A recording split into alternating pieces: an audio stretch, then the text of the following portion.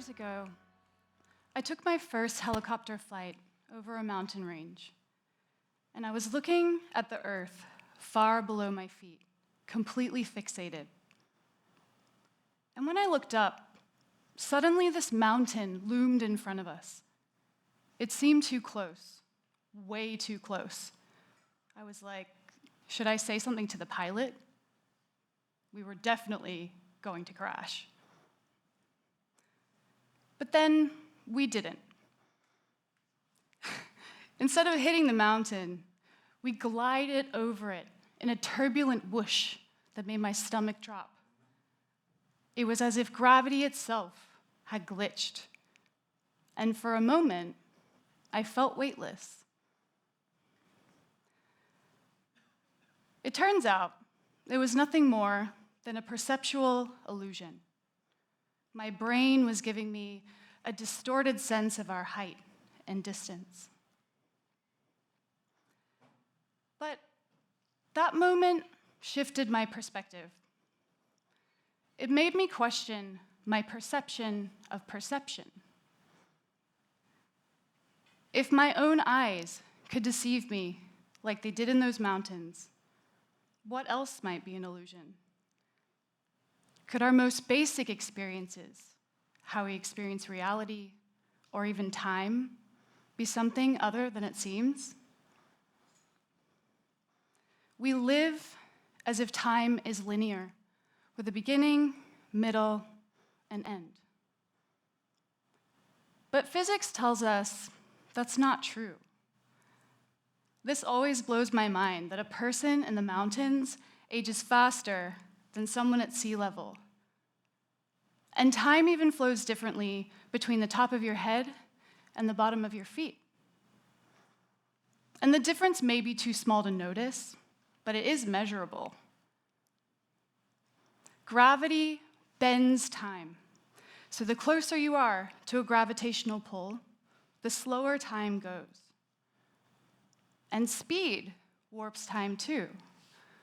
So if you're falling, you're taking a vertical journey through layers of temporal rhythms.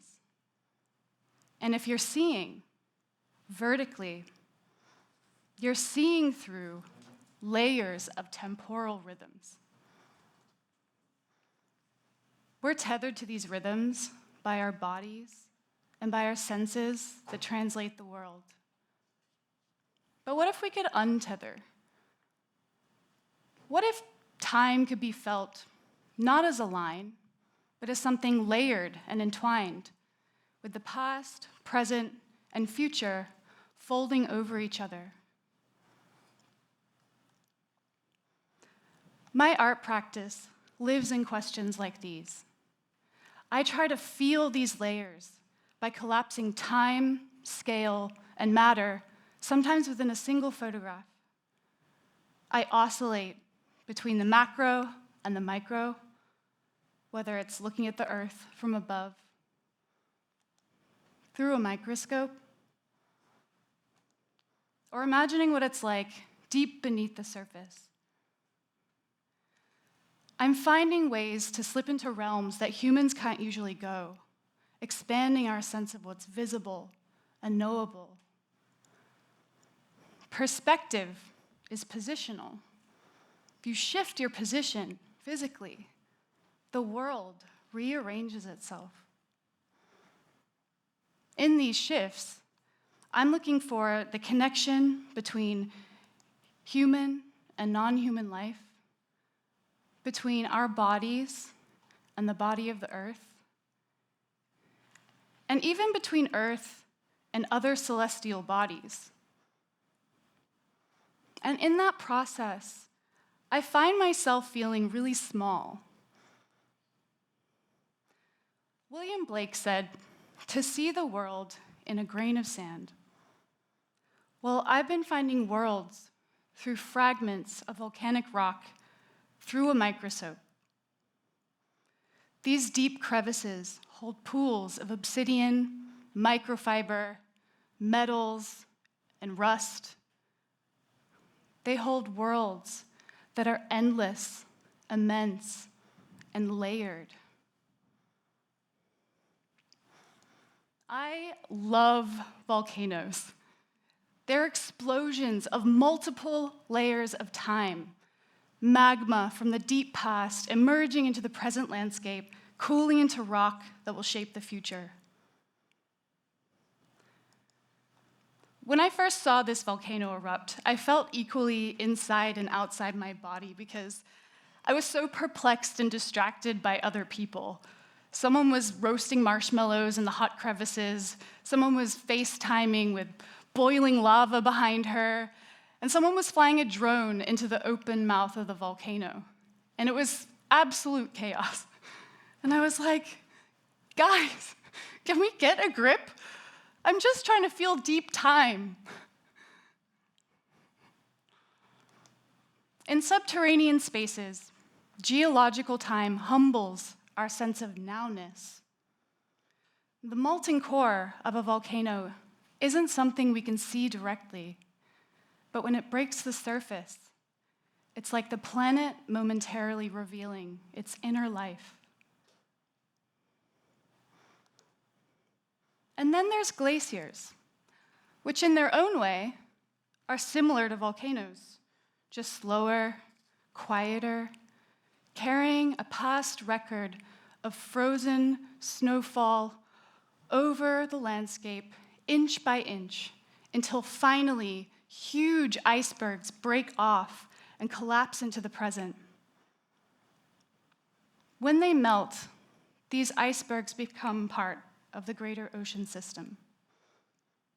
And the ocean holds the memory of all the melted icebergs over millennia. I was on a sailboat for a month in Greenland, and every day we would see the iceberg highway. It was a long line of icebergs, and they break off the ice shelves up north, travel through the current from east to west, around and underneath the continent. When we approached them, the temperature would drop. And when the cold touched my skin, it was as if the icebergs were breathing. Glaciers carve out new landscapes. Volcanoes add to them. And whether additive or subtractive, molten or frozen, fast or slow, these processes show the Earth is always cycling, always remembering. And so are other planets. When you think of Mars, what do you picture? Red deserts, dust storms, aliens? Well, here's the surprising part. Until 3.8 billion years ago, Mars looked much like Earth, with rivers, lakes, possibly even an ocean. And now, as Earth warms and dries, parts of it are looking uncannily similar. So, when we're looking to Mars as a speculative counterpart to life on Earth, are we looking forward or backward? One way I've explored this question is by comparing the similarities between Earth and Martian terrain.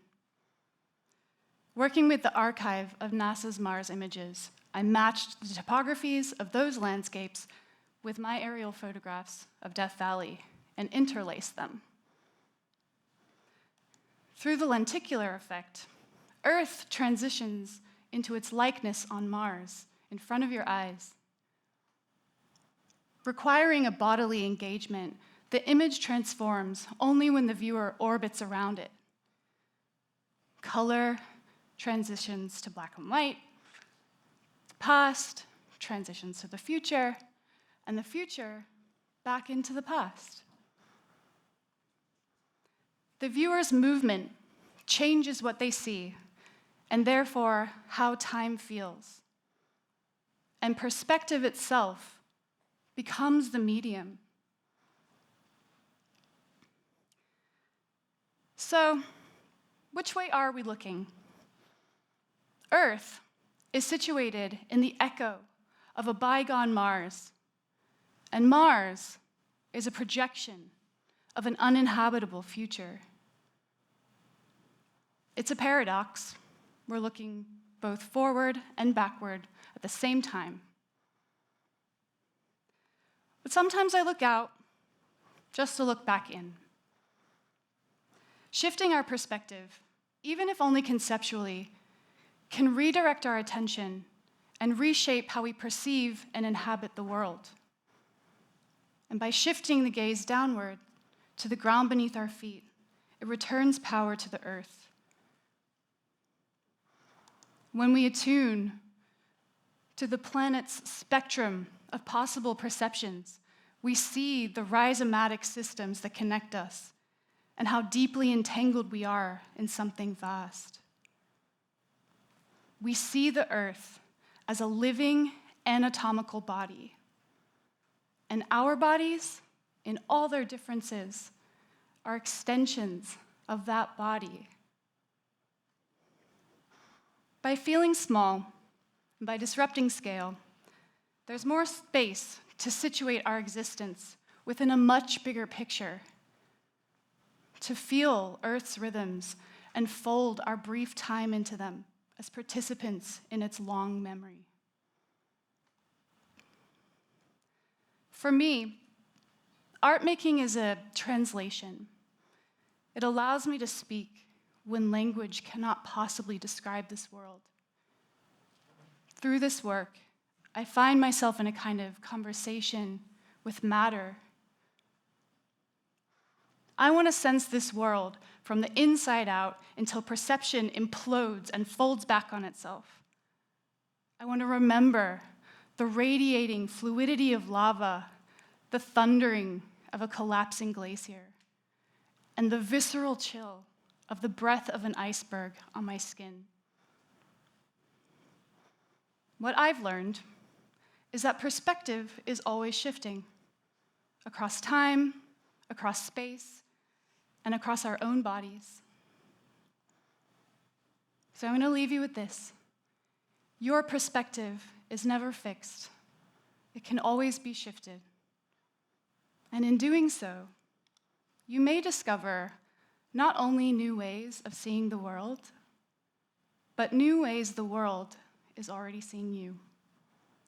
Thank you.